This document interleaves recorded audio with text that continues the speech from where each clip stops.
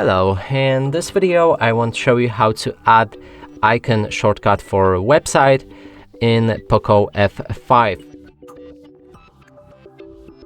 And to do this we'll need to open our Google Chrome, and right here let's find the website that you want to add. In this case I'm going to go for our website HardReset.Info.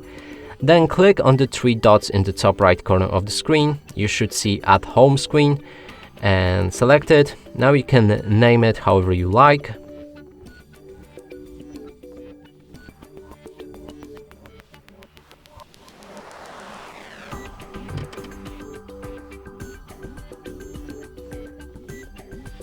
Click on Add and then go back to your home screen and find the app. Here it is, and now we can move it around.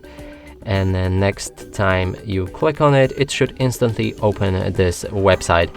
And that's it for this video. Hope you like it. Please consider subscribing to our channel, leave a like and a comment below.